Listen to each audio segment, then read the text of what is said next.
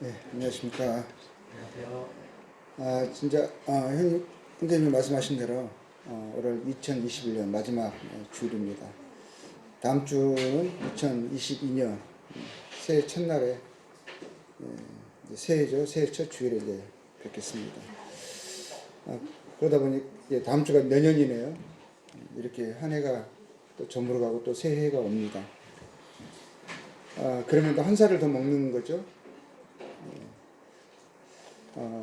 젊을 때는 이제 시간이 그렇게 빨리 가지 않게 여겨지잖아요. 시간이 빨리 가지 않는 게 아니라 가는 거라고 생각이 되지 않고 오히려 시간이 늦게 가는 것 같죠. 그래서 보통 보면 뭐 어떤 분들은 이제 하는 여담으로 그 10대는 뭐 삶의 가는 속도가 뭐 10km고 20대는 20km고 60대는 60km고 70대는 70km고 뭐 이런 말들을 하잖아요. 그만큼 이제 인생이 시간이 갈수록 삶의 무게가 이렇게 더 가중되다 보니까 삶의 속도의 브레이크가 작동이 잘 안 돼서 그런지 그냥 엑셀레이터에 밟아지는 상태로 계속 그냥 눌러지는 것 같아요. 그래서 빨리 지나가는 것처럼 여겨지지만 세상 시간은 똑같은 거죠. 흘러가는 것은. 예, 똑같은 건데 이제 그렇게 여겨지는 건데 좌우간 이렇게 인생이 흘러갑니다. 새해가 다가오면서 또 한 해가 지나가면서 그 시간에 대해서 생각해 보게 됐고요. 야고보서 4장 14절 말씀에 이런 말씀이 있죠. 너희 생명이 무엇이냐? 그러면서 너희는 잠깐 보이다가 없어지는 안개니라 그러거든요. 이게 우리 인생이 우리는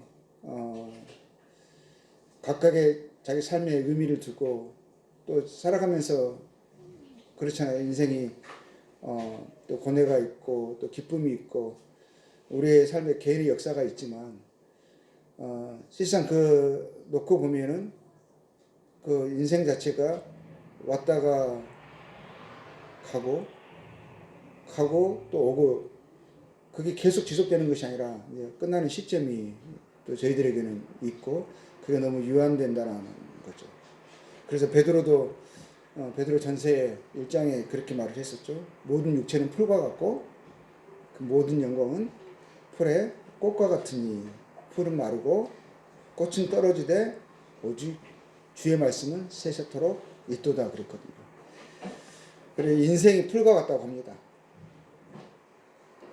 그리고 인생이 아무리 좋았던 그 영화, 좋았던 그 순간들도 자기가 이루었다 하는 것들도 꽃과 같은 그러한 내세울 만한 것이 있다고 할지라도 그것이 지속되는 것이 아니라 그 계속 남는 것이 아니라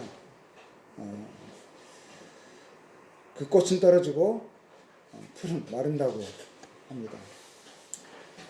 항상 이때쯤 되면 삶에 돌아보게 되고 또 다가올 삶을 시간들을 계획하면서 인생의 의미에 대해서 생각해보는 그런 시점 같습니다. 그래서 이번 주와 다음 주는 열왕기상을 잠시 내려놓고 우리 삶의 의미에 대해서 또 시간에 대해서 좀 생각해 봤으면 하는 마음에 잠깐 이런 말씀을 드리게 됩니다. 또 시간이 가다 보면은 또 새해가 오다 보면 저희들이 생각하는 것은 뭐냐면 주님이 다시 오신다고 했잖아요. 인생을 생각하면서 인생의 끝을 저희들이 젊은 사람들은 그게 아득하게 보이고 그래서 오히려 지금 이런 시간들 자기가 지금 다가올 뭐 시험이라든가 뭐 겪고 있는 어떤 문제들로 인해서 이걸 빨리 지나가기를 원하는 마음에 이제 시간이 어떻게 보면 더디 가는 것처럼 여겨지기도 하거든요. 특히 뭐 시험을 봐야 하는 학생들 시험 빨리 끝나면 좋죠. 그리고 이제 군대를 가야 할 또 청년들 그리고 군대 생활을 하고 있는 사람들 이런 사람들은 시간을 정말 죽이고 싶죠. 이제 그 표현으로 막 시간을 죽인다고 표현하잖아요. 시간 때우기, 죽이기 뭐 이렇게 이야기하는데 그럴 때는 시간이 너무 안 가는 것 같습니다. 그런데 그때도 안 가는 게 아니라 시간은 무속도로 정확하게 가고 있는 거거든요. 삶의 끝은 있습니다. 시작할 때는 순서대로 시작을 하다 보니까 형과 동생이 있고 또 언니와 오빠가 있죠. 그렇지만 삶의 끝이 나는 그런 부분에 있어서는 그 순서가 그냥 망가지죠. 동생이 형보다 먼저 가기도 하고 심지어는 자식이 부모보다 세상을 먼저 떠나기도 하는 게 인생 사회입니다. 인생이 끝나는 것이 아니고 또 저희들은 아는 것은 주님이 말씀하신 대로 인생은 정해져 있죠. 한 번 죽는 것은 정해져 있습니다. 그 정하신 분이 이렇게 말씀하셨어요. 한 번 죽는 것은 사람에게 정해져 있다라고 말씀을 하셨죠. 그리고 인생의 끝이 있고 또 세상의 끝이 있습니다. 성경이 분명히 말씀하고 있고 어떤 사람들에게는 그 끝이 사망이 되고 멸망이 됩니다.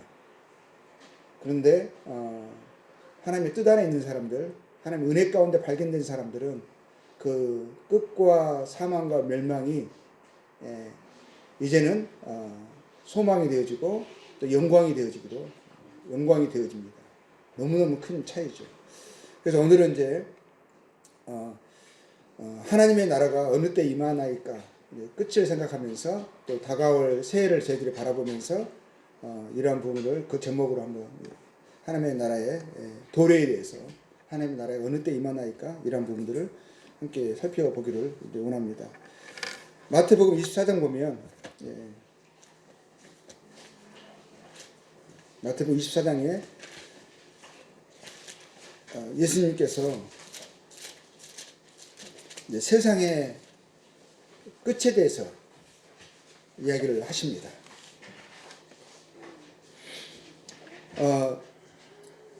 24장 1절에 보면은요, 마태복음 24장 1절입니다.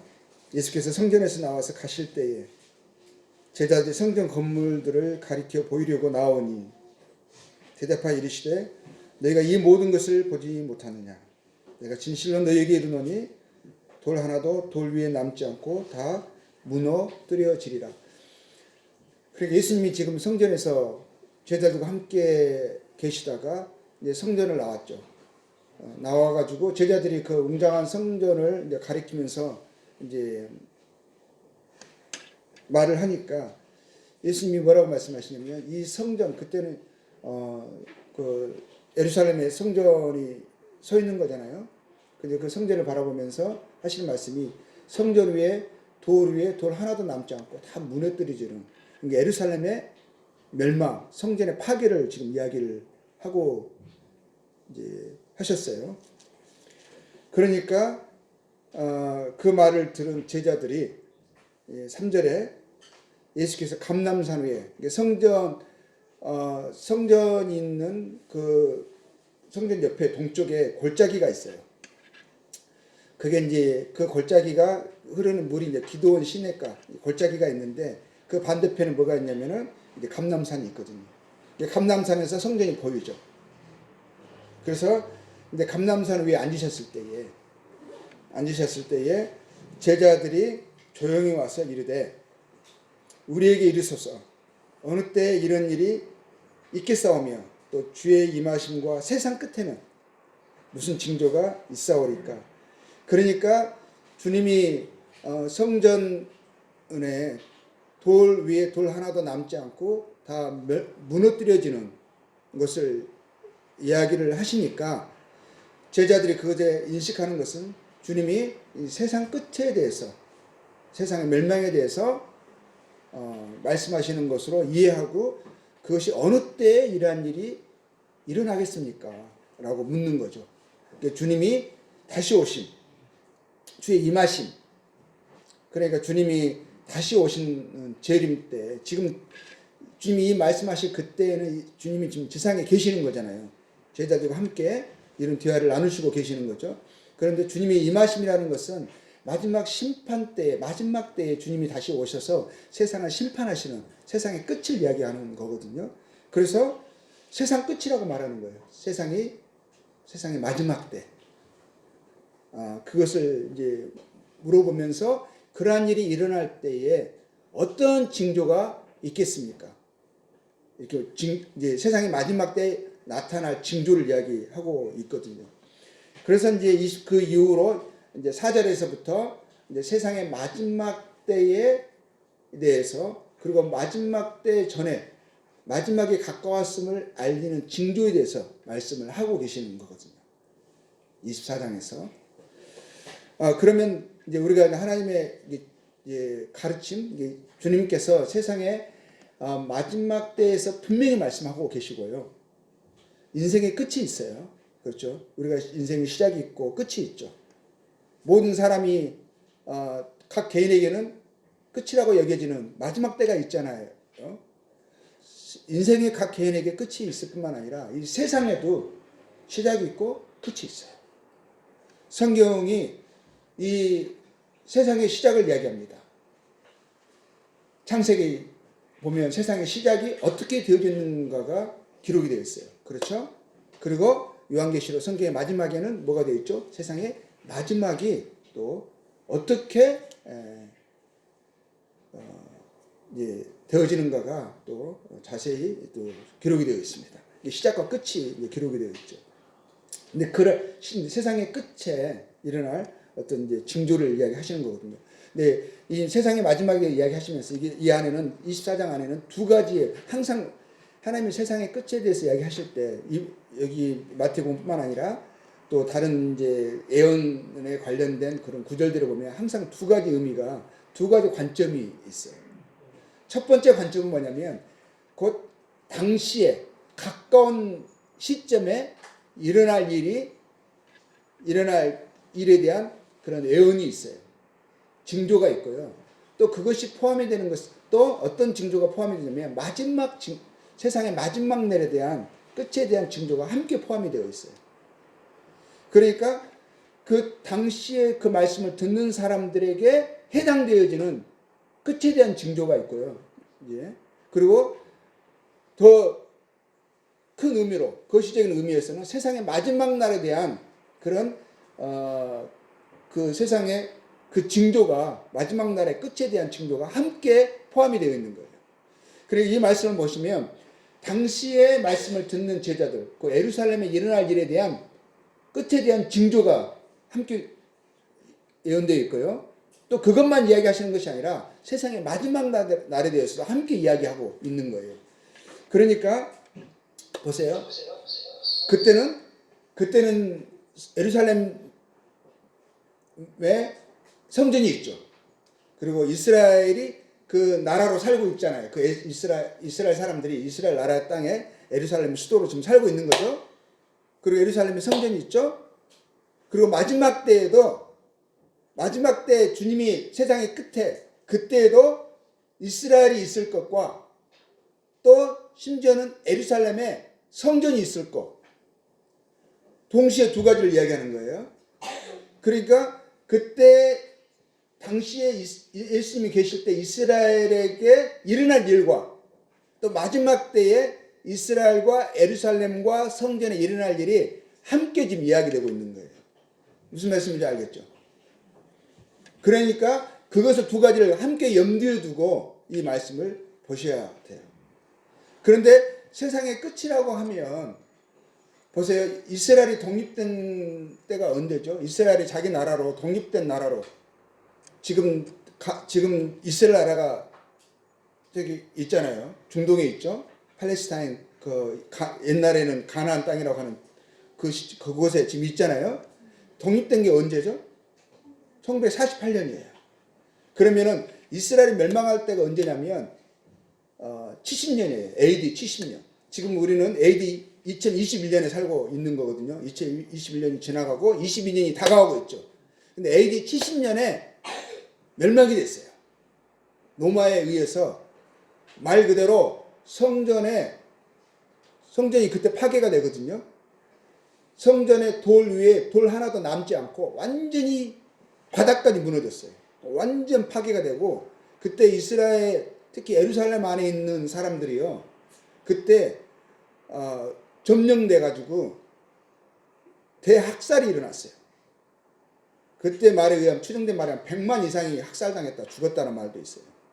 그러니까 그러고 나서 그 사람들이 포로를 붙잡혀 가지고 전 세계에 그냥 흩어져 버렸어요. 그 시대, 그때 시대의 말에 의하면 전 세계에서 가장 싼 그 노예들이 유대인들이었대요.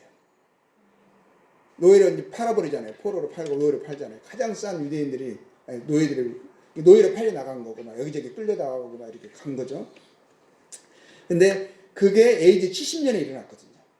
기원 후 70년이죠. 우리로 하면. 지금 우리는 기원 후 2021년에 살고 있는 거고요. 근데 이스라엘이 거의 2000년 동안 이스라엘은 나라가 없이 전 세계에 흩어져 살았단 말이에요. 근데 마지막 때에는 어떤 일이 일어나냐면, 이 마지막도 포함되는 거라고 그랬잖아요. 마지막 때는 어떤 일이 일어나냐면 이스라엘 나라가 여전히 살고 거기 있다라는 거예요. 그리고 심지어는 성전도 있어요. 근데 지금 이스라엘이 1948년에 독립이 됐지만 지금 예루살렘에 성전이 있어요, 없어요? 있어요, 없어요? 모르세요? 없어요, 지금. 지금 아직은 세워지지 않았어요. 근데 이스라엘 사람들은 성전이 세워질 모든 준비가 다 끝났다고 말은 하는데, 문제는 이스라엘의 예루살렘의 성전이 아직 세워지지는 않았어요. 만약에 지금 당장에 세워라 그러면 이 사람들은 며칠 안에 세울 만큼 다 준비가 다 되어 있대요. 모든 기구가 다 준비가 되어 있고, 그리고 그 성전 안에서 제사장들도 다 선출이 되어 있대요. 그렇게 말을 하더라고요. 그런데 아직 중요한 것은 성전이 건립되지 않았다는 거예요. 근데 이스라엘 나라는 있어요. 근데 이스라엘 나라가 건립된 게 이게 너무너무 신기한 거예요. 건 2000년 동안 이스라엘 나라가 전 세계에 흩어져 있어가지고 그 나라가 다시 독립될 거, 그리고 그들과 그들의 조상들에게 약속된 그 땅으로 다시 돌아갈 것을 전 세계 2000년 동안 사람들이 상상할 수 없었어요. 있을 수 없는 일이었었어요. 우리 보통 그렇게 우리 역사가 그러잖아요. 우리 지금 간도, 중국의 간도, 만주가 원래 우리 땅이었었어요. 불과 100년 전에만 해도. 그렇게 말을 하잖아요. 그리고 불과 100년 전에만 하더라도요, 그 청나라, 100년도 안 됐죠. 청나라가요, 100년 됐겠네요. 100년 넘었네요. 자, 청나라가 그 중국을 지배하고 있었어요. 만주족이거든요. 근데 지금은 만주족이 소수민족으로 중국에 있어요. 그러니까 우리가 예를 들면은 간도가 우리 땅인데 그쪽에 이제 우리 좀 조선족들이 있고, 우리 북한 위에 그쪽 있잖아요. 중국에 조선족들 많이 살고 있는 그쪽. 그 우리 땅이라고 말을 하는데, 우리가 그 땅을 옛날 우리 땅이었으니까, 100년 전에 우리 땅이었으니까 돌려달라, 그렇게 말할 수 있어요? 그러면 중국 사람들이 뭐라 그랬어요? 말도 안 되는 말이죠. 미친, 이렇게 할 수 있죠. 근데 이 이스라엘 사람들이 2000년을 그냥 전 세계에 흩어져 살았다고요. 그리고 불과 몇 년 전에 48년에 독립이 됐는데, 불과 몇 년 전에 어떤 일이 일어났었어요? 이스라엘 민족이 거의 멸족, 뭐라고 해요? 이거 그냥 국민 자체가 사라질 그런 위험에 있었어요. 600만 명이 정말 그대로 바퀴벌레 박멸되듯이, 그 사람들이, 독일 사람들이 유대인들을 바퀴벌레라고 그랬거든요. 바퀴벌레 죽이듯이 죽여야 된다고 했어요. 정말 그렇듯이 바퀴벌레 박멸하듯이 거의 그냥 사라질, 멸망할 위기에 있었어요. 600만 명의 사람들이요, 그냥 꽃이 꺾어지듯이, 풀이 막 베어지듯이 그냥 어떻게 됐어요? 그냥 죽어갔거든요. 얼마 남지도 않았어요. 근데 그 사람들이 3년 후에 불과 그 땅에 독립이 됐다고요. 여기저기에서 오합지졸로 모여들었어요. 이거는요, 이스라엘 사람들이 400년 동안 애굽에 노예로 있다가 400년 후에 해방돼서 가나안 땅에 들어가잖아요. 그 기적보다 어떻게 보면 더 큰 기적일 수 있어요. 근데 그거를 우리가 그때 시대에 독립될 때 살았던 사람들을, 우리가 지금도 우리 같은 세대에 우리는 살고 있어요. 그들이 독립되고 이스라엘 나라를 이루어가서 살아가는 것, 그들이 번영되는 그런 과정을, 그리고 지금 막강해진 그 상황을 우리는 보고 있다고요. 우리들이, 이 세대의 사람들이 증인들이에요. 자, 그 관점에서 우리가 근데 아직 뭐죠? 이스라엘은 독립은 됐는데 이스라엘 나라는 세워졌는데 아직은 성전은 없어요. 근데 주님이 성전의 붕괴를 이야기하시죠. 그게 주님이 그렇게 말씀하시고 나서요. 이때 말씀하시고 나서 며칠 후에 주님이 붙잡히시거든요. 그리고 십자가에 죽으세요. 며칠 후에. 그러면 그리고 주님이 죽으시고 나서 36년 후에 6년 후에 주님 말씀이 그대로 문자 그대로 이루어져요. 보세요. 이제 8절에 볼게요. 24장 8절에 뭐 7절부터 뭐 민족이 민족을 나라가 나라를 대적하여 일어나고 나겠고 곳곳에 기근과 지진이 있으니 8절 이 모든 것은 재난의 시작이라. 재난의 시작이라. 너희가 이런 소문을 듣겠으나 두려워하지 말라. 아직 끝은 아니다. 이것이 그런데 시작이다. 이렇게 말씀을 하거든요. 그러고 나서 15절에 볼게요. 그러므로 너희가 선지자 다니엘이 말한 바 멸망에 가증한 것이 거룩한 곳에 선 것을 보거든. 거룩한 곳은 어디를 이야기하는 거예요? 성전을 이야기하는 거죠. 예루살렘에 있는 하나님의 성전을 이야기하는 거예요. 근데 거기에 가증한 것이 선 것을 보거든 그러거든요. 가증한 것은 뭐겠어요? 뭐 우상이나 뭐 이런 것이 선 것을 보거든. 근데 여기서 가로가 쳐져가지고 읽는 자는 깨달을진저 이렇게 나왔어요. 그러면 이 마태복음을 쓸 이 시점에 뭐가 있었어요? 그것이 이것을 읽는 사람들 또 이 마태복음을 쓸 시점 나중에 마태복음을 읽는 그 당대의 사람들도 뭘 보냐면 이 말을 읽는다면 그것을 이해해야 된다 깨달아야 된다 지금 그것이 이루어졌지 않느냐라는 암시가 있지 않습니까? 그건 뭐예요? 그때는 이미 어떤 일이 일어나고 있었냐면 주님이 말씀하실 때는 이 가로가 없죠. 그렇죠? 읽는 자는 깨달을진저가 없어요. 그런데 선 것을 보거든 이런 말씀을 있는 거잖아요. 근데 마태가 기록할 이 시대쯤 그리고 그 당대의 사람들은 이 말이 예수님이 말씀하신 이 말씀이 지금 어떻게 이루어지는가를 너는 지금 보고 있다. 그걸 깨달아라 이런 의미 암시가 있어요. 그렇죠?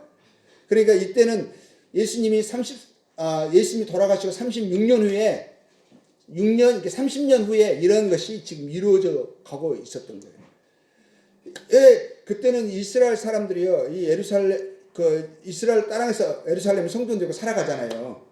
살아가는데 어떤 문제가 생기냐? 왜 갑자기 이 사람들이 로마 군인들이 화가 나가지고 이스라엘 막 침공이 들어와가지고 그래가지고 완전 막 멸망을 시켜버리고 성전을 막 다 파괴시키고 막 이러거든요. 사람들을 막 확살해버리고 이러거든요.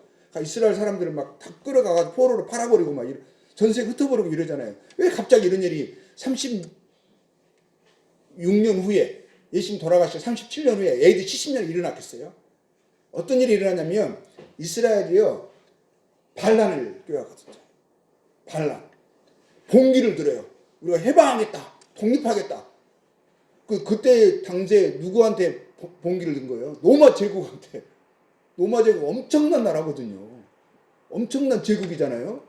근데 이스라엘이 조그만 나라가 대든 거예요. 우리 독립하겠다. 무장 봉기를 한 거예요. 그래서 자꾸 골치를 썩이니까 황제가 장군을 보내요. 보내가지고 다 이렇게 그냥 깡그리 없애버려요. 그러거든요. 근데 그 황제가 누구를 보내냐면 자기 아들을 보내요. 아들이 티투스예요. 그럼 나중에 이 티투스가 그 다음 황제가 돼요. 그런데 왜 그랬겠어요? 왜 이스라엘 사람들이 봉기를 일으켰겠어요? 반란을 일으켰겠어요? 왜냐하면 그 예루살렘 성전에 우상이 들어왔어요. 우상이 세워졌어요. 어떤 우상이 세워졌겠어요? 그 전에 몇 년 전부터 뭐냐면 항상 그게 문제가 있었어요. 황제의 우상을 세워요. 황제의 우상. 그래가지고 이 성전이 더럽혀졌어요. 그래서 이스라엘 사람들이 또 이 로마 그 사람들이 이 제사장들을 국민들이 인정할 수 없는 제사장들을 세워요. 막 그냥 뇌물 줘가지고 제사장이 세워지고 막 이런 문제가 생겨요. 그래가지고 국민들이 지금 심사가 어려워. 불편해. 그러니까 결국에는 그것이 이제 계속적으로 반란을 꾀하고 문제를 일으켜서 이 사람들이 로마 사람들 골치 아프게 만든 거예요. 그래서 그냥 쓸어버려 이렇게 해버린 거예요. 이게 그대로 이루어졌어요.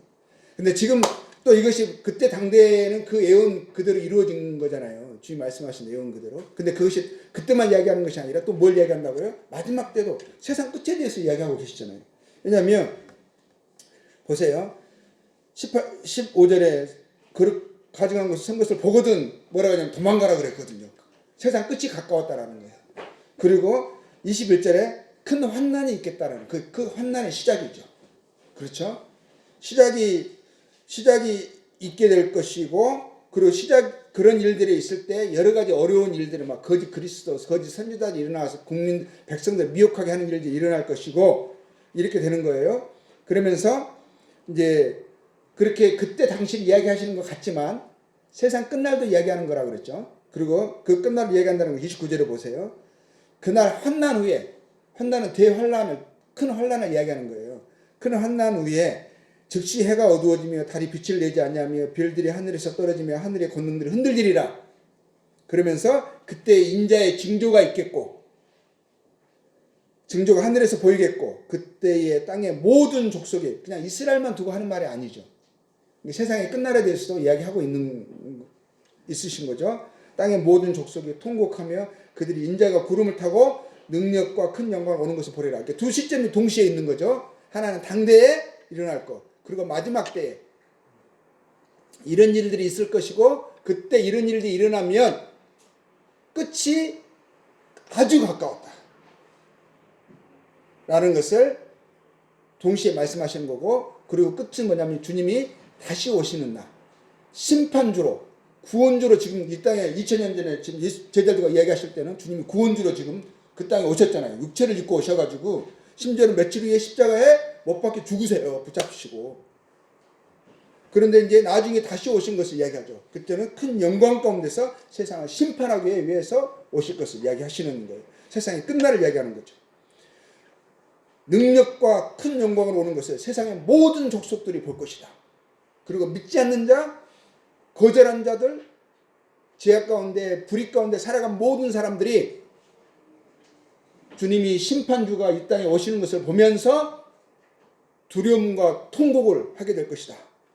이렇게 말씀을 하고 있는 거예요. 그 31절에 그가 큰 나팔소리와 함께 천사들을 보내리니 그들이 그의 택하신 자들을 하늘 이 끝에서 저 끝까지 사방에서 모으리라. 이렇게 하시죠. 세상의 마지막 날을 이야기하고 있죠. 자, 그때 주님이 말씀하신 그 당대의 사람들에게 말씀하셨던 모든 것들이 그대로 이루어졌어요. 그때 이루어진 이 상황이 마치 마지막 날 일어날 것에 대한 하나의 뭐냐면, 그 영화에서 보면 뭐가 있죠? 예고편이 있죠. 예고편. 그때 일어난 그 일이, 이러한 일들이 그대로 이루어질 거예요.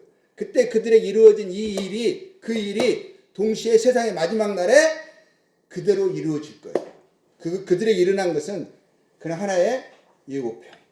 그걸 보면 세상의 마지막 날에 어떻게 되어질 것이라는 것을 알 수가 있어요. 자, 그런 거예요. 그러면서 징조가 그래요. 근데 지금 우리가 뭘 보고 있어요? 저희들 세대가 이스라엘 독립을 봤다고요. 저희 세대 이루어져 버렸다고요. 너무 놀랍잖아요. 우리는 엄청난 지금 세대에 살고 있는 거예요. 근데 아직은 뭐가 없죠? 이 마지막 날에 대해서 예루살렘에 성전이 없네요. 근데 예루살렘 만약에 성전이 세워지잖아요. 세워지는 것을 보면 예루살렘의 성전이 세워지기 위해서 갑자기 이제 신로마 제국이, 우리 이제 뭐 예언해 보면 신로마 제국이 일어나요. 그래가지고 그 세계 대통령이 일어나가지고 이 중동의 이 하얗고 이 문제를 직접 평화 조약을 맺고 해결을 합니다. 그래 해결을 하면서 해결하는 그 과정 속에서 뭐가 나왔냐면 7년 계약을 하고, 이제 그 나중에 상세하게 뭐 이야기할 수도 있겠지만 이제 약간 대략적으로 이야기를 하면 7년 계약을 맺고, 그 계약 속에 뭐가 있냐면 평화 조약이 맺어지고요. 계약 속에 성전이 건립되는 것이 이야기가 되어질 거예요. 건립되어지잖아요. 그러면은 큰 환란이 일어나기 전에, 큰 환란이 이야기됐죠. 그때 사람들에게 그 성전에 그 가증한 것이 섰죠. 우상이 섰잖아요. 그러면 도망가라 그랬거든요. 근데 그 그 전에 이제 그러고 나서 큰 환란이 일어나게 되는데, 자꾸 큰 환란 전에 이제 뭐가 일어나는 거죠? 이제 성전이 아마 이제 평야 조약 맺으면 성전이 세워져요. 성전이 약속이 되고 성전이 세우라고 했는데 몇십 년 걸려 세우는 것이 아니라 금방 뚝딱 세워버려요. 이스라엘은 다 준비가 됐거든요. 그러다 처음에는 평화롭게 잘 진행되다가 어느 순간에 거기에 우상이 딱 들어와요. 평화 조약을 맺고 얼마 안 있었어요. 몇 년 후에 3년이 좀 지나는 시점에 3년 반 정도라 아주 좋거든요. 평화로운 시대죠. 평안하다, 안전하다. 아, 이제는 모든 문제가 해결되어졌나 보다 라고 싶을 때 거기에 거룩한 곳에 가증한 것이 뚝 세워져 버려요. 그 유럽의 대통령이라고, 유럽, 그 말 하면 안 되는데, 유럽 대통령이 아니라 세계 대통령이요. 대통령이 거기다가 우상을 세워요. 자기를 시계코해요. 그때 사람들이 깨닫는 사람들이 생기는 거예요. 아, 이건 뭐야? 우리가 생각했던 이 사람이 메시아가 아니었어? 적그리스도였네? 그러고 나서 이 사람들, 깨어있는 사람들 뭐 하게 되죠? 도망가게 되죠. 또 그때 이스라엘에 일어났던 그 어려움들이요, 지금의 이스라엘에게 동일하게 또 일어나요. 두 가지를 얘기한다고 했죠. 아직 성전이 세워지지 않았으니까 아직은 시작된 건 아니네요. 그렇지만 우리는 그 가까이 왔음을 우리는 알 수 있는 징조들이 이미 이루어졌죠. 지금은 그래서 가까이 왔다라고 하는 거예요. 자, 그러면 징조를 32절을 볼게요. 그러면서 이제 그때 당시에 일어날 일과 세상의 끝에 일어날 것에 대한 것을 주님이 말씀하셨어요. 그리고 32절에 이제 징조에 대해서 말씀하시면서 무화과 나무의 비유를 배우라. 그 가지가 연해지고 잎사귀를 내면 여름이 가까운 줄을 아나니. 근데 희한하게 우리나라의 국화는 무궁화죠. 일본은 사쿠라죠. 그리고 이스라엘은 뭔지 아세요? 무화과예요. 자, 무화과 나무의 비유를 배우래요. 그전에는 그 나무가 죽어있는 줄 알았는데 겨울이 지나잖아요. 겨울을 가서 죽어있는 줄 알았거든요. 완전히 끝난 줄 알았거든요. 근데 이상하게 거기서 가지가 다시 연화해졌어요. 생명이 그 안에 들어왔어요. 그래가지고 연화해지고 잎사귀를 냈어요. 독립이 됐어요. 그걸 보면서 뭔가 가까워지는 것을 알 수가 있거든요.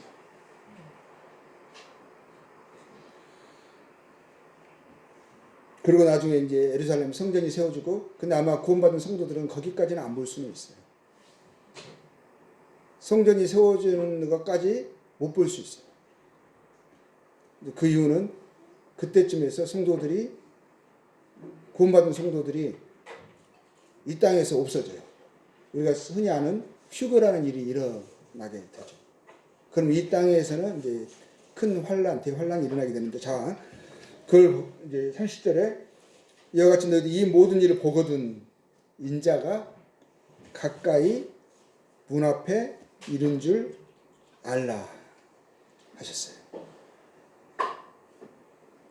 그때 시대의 사람들도 예수님이 이러한 일이 일어나기 전에 먼저 일어날 일이 뭐냐, 그때 사람들이 알아야 될 거. 누가복음에 보면 17장에 그런 말씀이 있어요. 내가 먼저 붙잡히고 죽을 것이 먼저 주님이 끝날 것에 대한 이야기가 있어요. 그러한 일들이 먼저 일어날 것이다. 그러나서 정말 그대로 주님이 붙잡히셨거든요. 그리고 죽으셨거든요. 그러고 나서 그렇게 오래되지도 않아요. 한 30년이 흘렀을 시점에 또 주님이 뭐라고 말씀하시죠? 그리고 연관해서 보면은 주님이 죽으시고 나서 주님이 이 복음이, 천국 복음이 세상의 끝까지, 세상 끝 뭐죠? 14절에 나오거든요. 온 세상에 전파될 것이 나와 있어요. 그제야 끝이 오리라 그랬거든요. 복음이 전파됐어요, 안 됐어요? 놀라운 예수님 죽으시고 50일 만에 제자들이 갑자기요, 미친 듯이 겁 없이 예수님에 관한 복음을 전하기 시작했어요. 죽여도 끝이 안 나. 잘라내도 더 일어나 버려. 근데 그것이요, 뭐라고 표현했냐면, 그 복음이 전해지는 그 상태를 사람들이 보면서 뭐라고 했냐면, 이건 전염병 같다 그랬어요. 막아지지가 않아. 그 속도가요, 우리 지금 코로나 확산되는 속도 보면 알잖아요. 중국에서 우한에서 일어났던 것이 어느 순식간에 전 세계 팬데믹이 돼버렸거든요. 전염병의 그 속도를 우리가 알죠. 그것과 비교했다니까요. 전염병이 일어나는, 전염병 같다 그랬어요. 확 퍼져나가는 거. 아무리 잘라도 자른 것을 하나를 뽑으면 두세 개 막 나버리는 거예요. 뽑혀지지가 않아. 근데 그때 시대에 그런 일이 일어나고, 그때 바울도 베드로도 한 AD 67년 정도에 죽었어요. AD 67년 정도. 그러고 나서 불과 몇 년 후에 예루살렘이 멸망했다고요? 이스라엘 멸망했다고요? 3년 후에요. 불과 3년.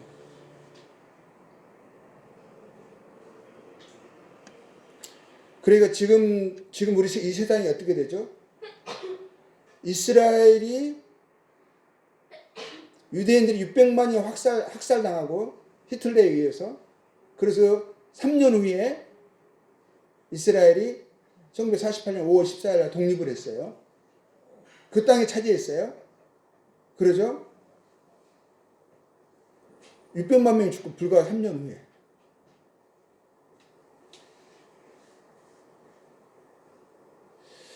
그때 전 세계에, 그 시점에요, 전 세계 복음이 무섭게 확산된 거 아세요? 선교의 바람이 일어난 거 아세요? 우리가 아는 짐 엘리엇, NTM, 부조개까지, 정글까지, 광야까지 막 선교가요 막 일어나고, 그 시점에. 그 전후에요, 영국이요, 해가 지지 않는 나라 영국이 일어나가지고 큰 대륙까지요 막 들어가 버리는 거예요. 그러면 그때 이상하게 따라가 함께 일어나는 거예요. 선교가 일어나는 거예요. 그리고 선교가 불교 일어난 게 역사가요 그렇게 오래되지 않아요. 지금 때예요 엄청나게 일어나잖아요. 근데 지금은요, 그러고 나서 그게 1940년 그 시점이거든요. 그때 세계 1차 대전, 2차 대전이 일어나죠. 지금의 팬데믹처럼 세계 전쟁이 일어나요. 1차, 2차. 그리고 그것과 함께 선교도요 엄청나게 확산이 돼요. 부족까지 사람들이 막 찾아가요. 막 죽어도 가요. 짐 엘리엇이 5명이 죽었잖아요. 친구들이 복음 전하기 위해서. NTM도에 5명의 사람들이요 학살당했어요. 처음에 시작한 사람들이. 근데 죽였는데 그 원주민들이 복음 전해지니까 그 사람들이 와서 복음 전하려 하니까 이 사람 죽였거든요. 근데 아내들이 자식 데리고 또 간다고요. 그곳을. 자기 남편을 죽인 곳에 또 가요. 그래서 먼저 선교사들이 못 들어오게 하려고 죽였던 그 사람들이요, 그 사람들이 그 아내들, 그 자식들을 받아들이고 그들을 통해서 복음을 들어요. 우리가 그 역사를, 산 역사를 보고 있어요. 저도 NTM에 있었잖아요. 1980년, 90년대 이 복음의 확산이 붐이 일어났어요. 산속에요, 정글에요, 붐이 일어났어요. 복음이 안 들어간 것이, 그러고 나서 10년, 20년이 지나는 이 시점에 뭐라고 말하냐면, NTM이나 뭐 위클리프나 이 파이어니아나 이런 선교단체가 있거든요. 이런 데는 복음이 전해지지 않는 곳에 선교사들이 가야 된다. 그것에 젊은 사람들이 자기 삶을 드려요. 막 엄청난 선교 역사 붕의 일이 일어나 버렸어요. 지금 뭐라고 말하는지 아세요? 이 선교단체들이요, 지금의 존립 위기가 왔어요. 왜 위기가 온지 아세요? 이 사람들은 복음이 전해지지 않는 곳에 가려고, 그것이 기치로 세워진 선교단체인데 복음이 전해지지 않는 것이 거의 없어. 하다못해 부족에도요 없어. 부족도 지금 새로운 부족이 없어요. 지금의 선교는 이미 세워진 곳에 가서 그들을 굳건하게 하는 것이지, 새로운 곳에 복음을 들고 간다? 거의 없어졌어요. 그러고 나서 어떤 일이 일어났죠?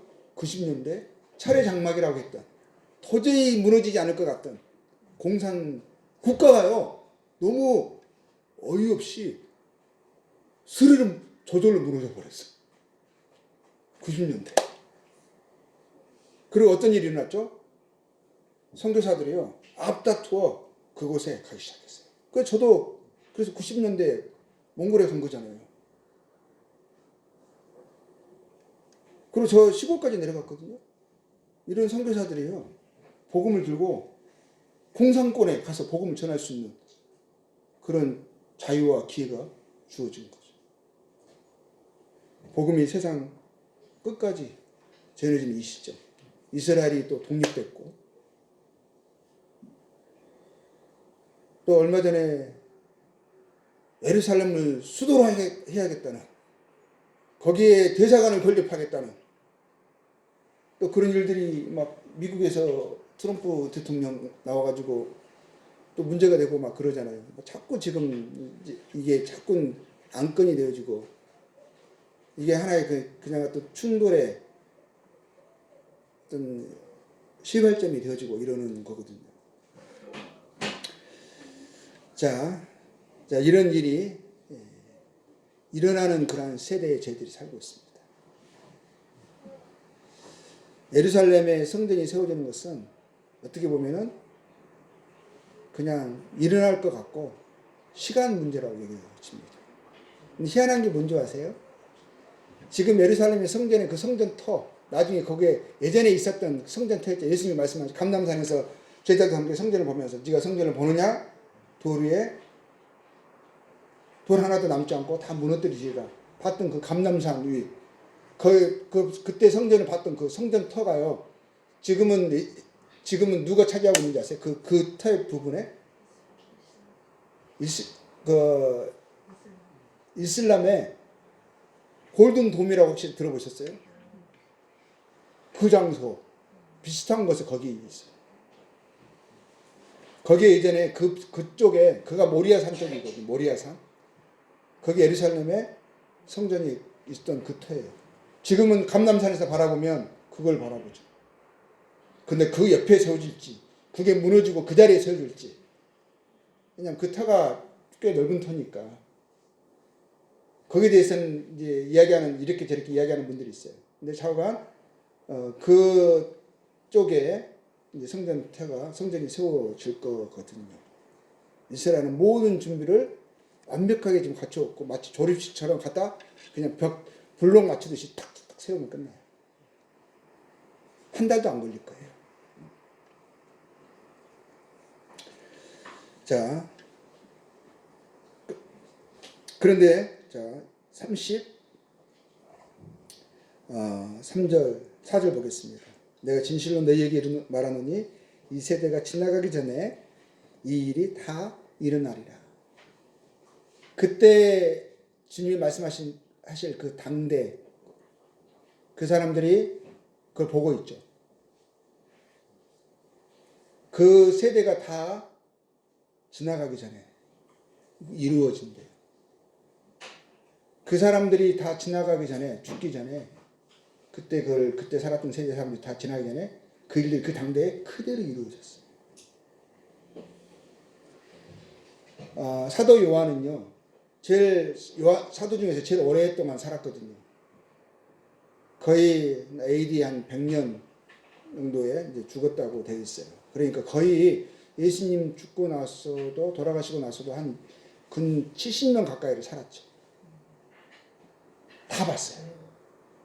사도들이 죽는 거 다 봤고요. 어떻게 고난당하고 또 순교했는지 다 봤고요. 그리고 복음이 어떻게 땅끝까지 일어났는지. 그때의 사람들은요, 그게 그 정도가, 바울도 뭐라고 말했냐면, 이쪽엔 복음을 다 전했다. 편만하게 들어갔다. 다 그들은 생각하기에는 세상에 다 복음 전했다고 생각했어요. 그때의 시대의 관점에서 봤을 때는. 그걸 다 봤고요. 예루살렘이 무너지는 것도 봤어요. 성전이 돌 위에 돈 하나도 남지 않고, 왜 로마 사람들이 성전에서 그렇게 했을까요? 이들에게 그때 시대 말에 로마 사람들 어떤 소문이 돌았냐면, 이 돌 사이에 금이 감춰져 있다. 그런 소문이 있었대요. 그래서 그거를 다 끌어내가 금 찾으려고. 그냥 돌 위에 돌 하나 남지 않고 다 뚫어낸 거예요. 다. 그 안에 그의 완전 금의 집이거든요. 막 다 그 성구들이 다 금이잖아요. 그리고 혹시 그 벽 사이에 금이 감춰져 있을까봐 말 그대로 다 뜯어낸 거예요. 다 뜯어낸.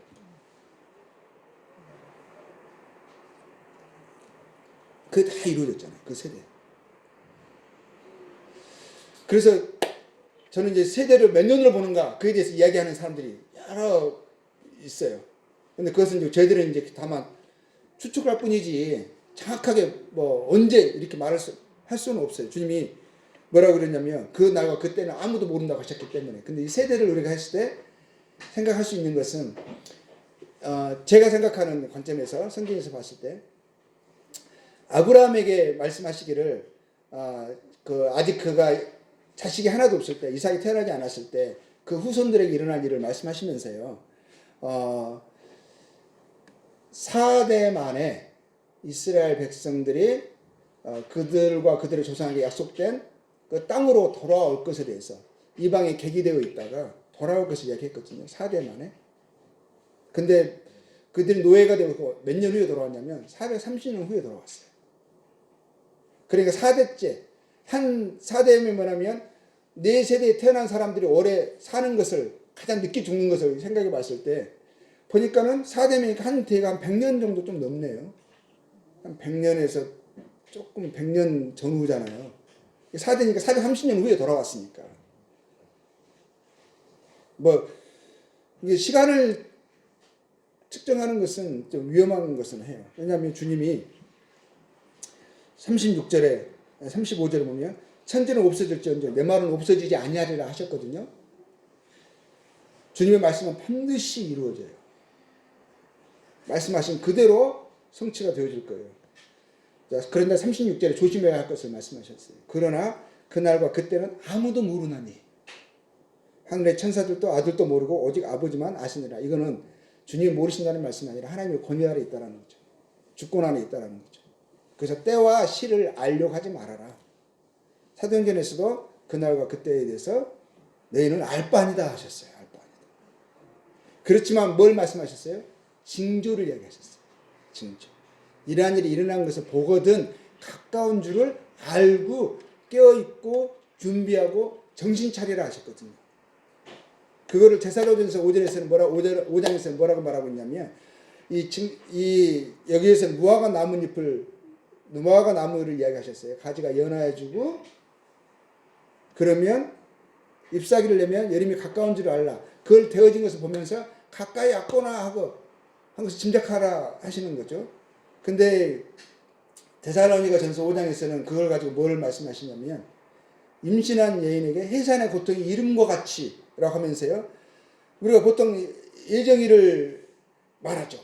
근데 정확하게 그날 몇 시에 며칠 날 태어난다고 뭐 지금 수술하니까 그렇게 말하고 하지만 일반적으로 봤을 때 예정일을 하지만 그날 태어난다고 확정할 수는 없는 거죠. 그런데 우리는 대충 어느 때 태어나겠다라는 것을 짐작을 할 수 있죠. 근데 그게 그렇게 엇갈리지는 않죠. 그렇죠? 근데 그런 것처럼 그 징조와 를 말씀하셨어요. 시기를 대략적인 그 정도에 가까이 왔다는 것을 알아라 하는 것을 말씀하셨거든요. 그래서 지금은 우리가 짐작할 수 있는 것은 세상의 끝이 가까이 왔구나 하고 짐작할 수 있는 그 세대에 저희들이 살고 있다는 것은 의심의 여지가 없죠. 자, 그리고요. 그러면 마지막 때에 대해서 이야기하시면서 37절을 볼게요.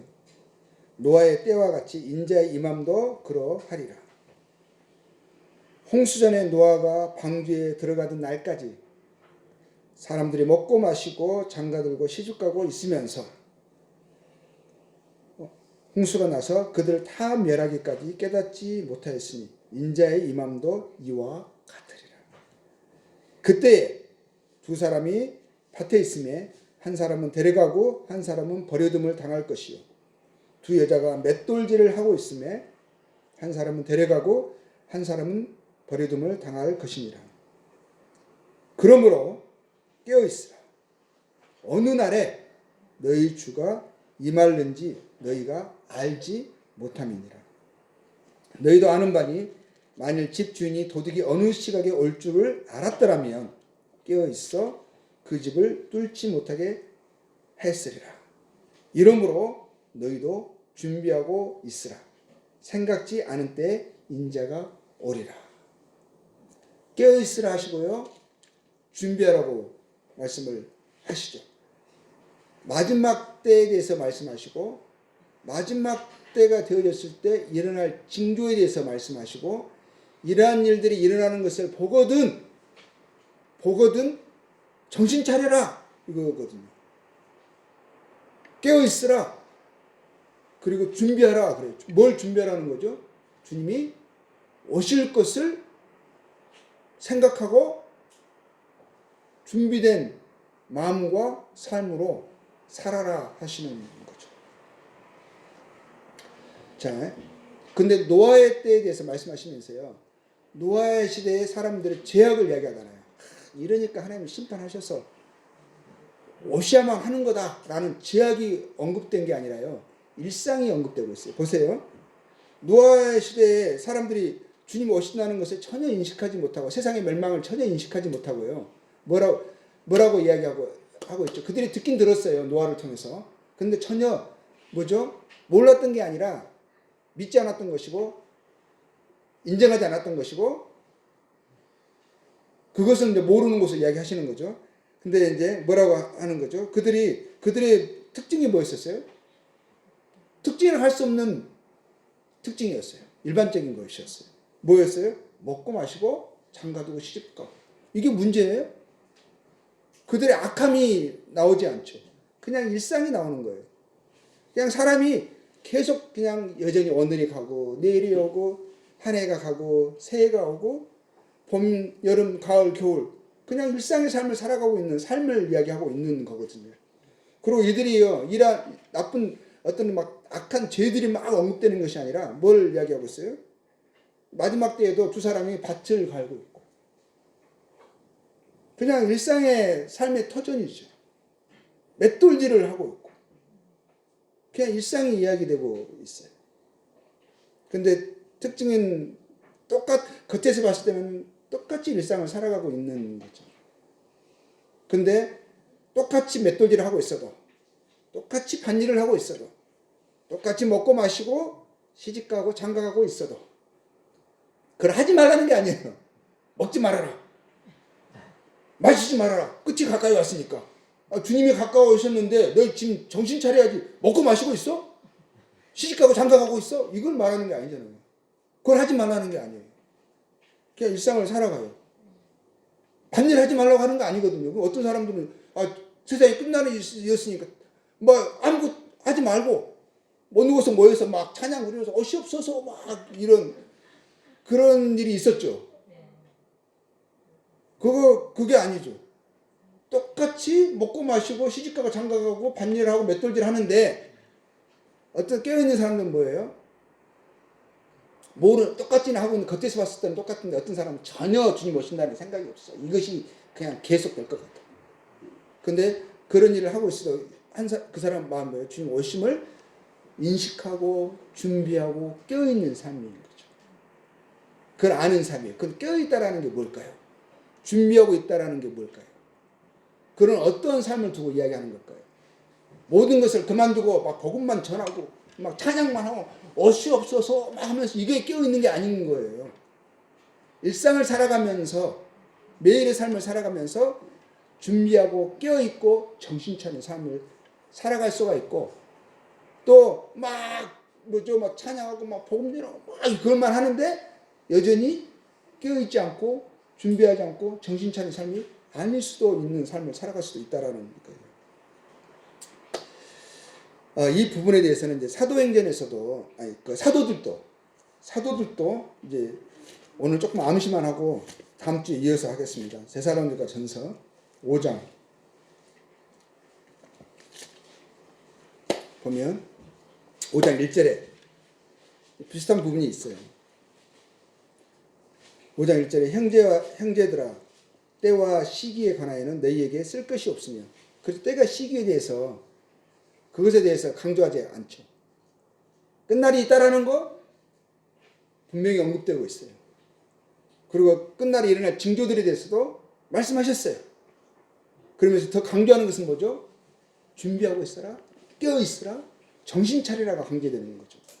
그럼 준비하고 있고 깨어있고 정신 차리는 삶이 강조가 되고 있어요. 삶이. 근데 삶의 모습이 사람들이 일반적으로 생각하는 것처럼 모든 일상을 버리고 이게 아니에요. 그 일상을 살아가면서 그 안에서 깨어있는 삶을 이야기하고 있어요. 자, 2절에 주의 날이 밤에 도둑같이 이를 줄 너희 자신이 자세히 알기 때문이라. 그들이 평안하다 안전하다 할 그때, 여전히 일상을 살아가고 있을 그때에 임신한 여자에게 해산의 고통이 이름과 같이 멸망이 갑자기 그들에게 이르리니 결코 피하지 못하리라.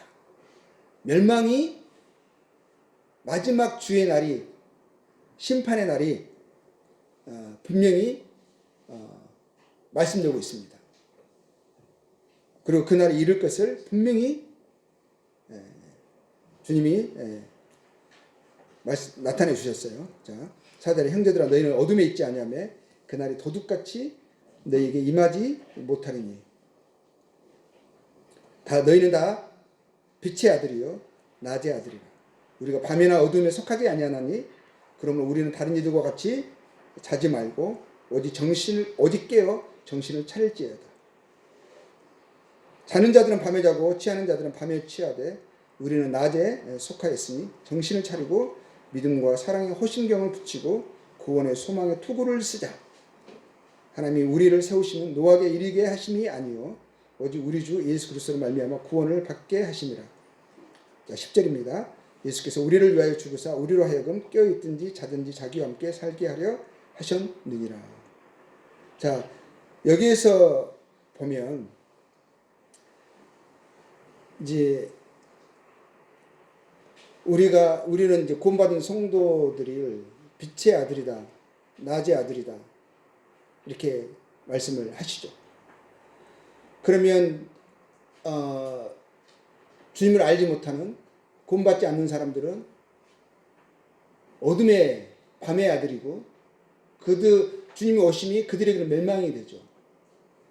구원받은 빛의 아들, 낮의 아들은 저희들에게는 멸망이 아니죠. 그것은 약속의 성취이시고 저희들이 영광에 이르는 그 날이에요.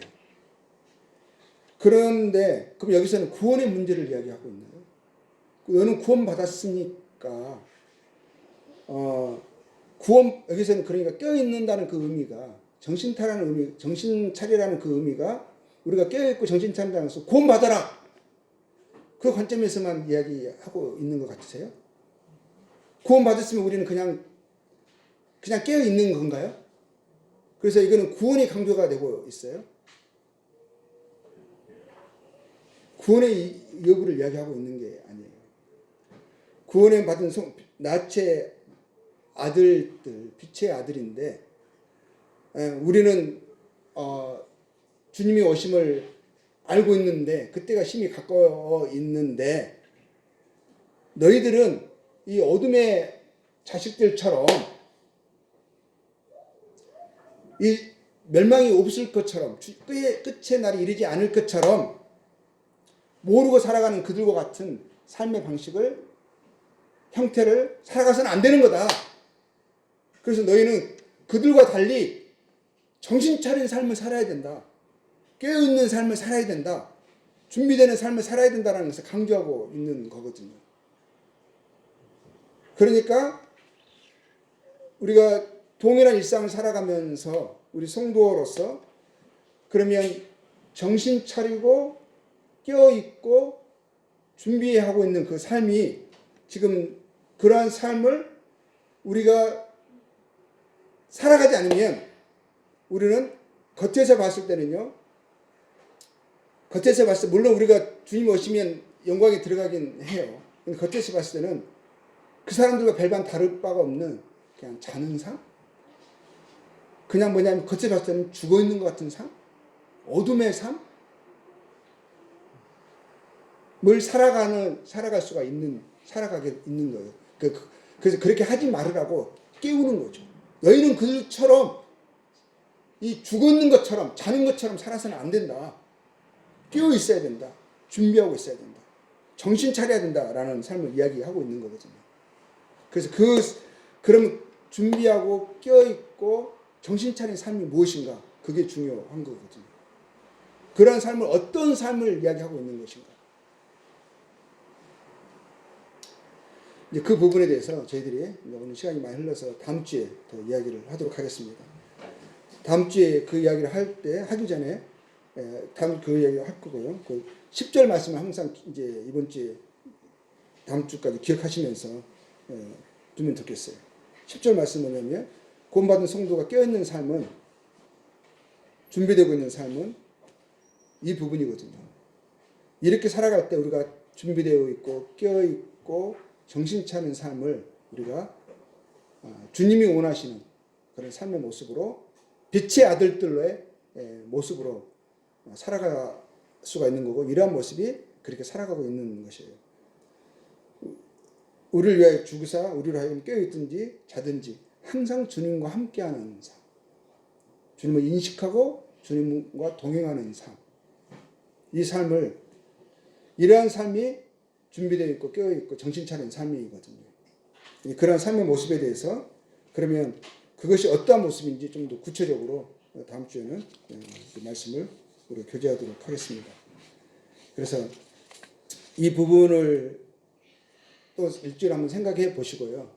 그리고 이제 에베소서 한 5장 말씀을 한번 또 우리가 수요일 날도 공부하겠지만 또 다음 주에 또 다시 이 부분을 더 이것과 연관해서 우리 함께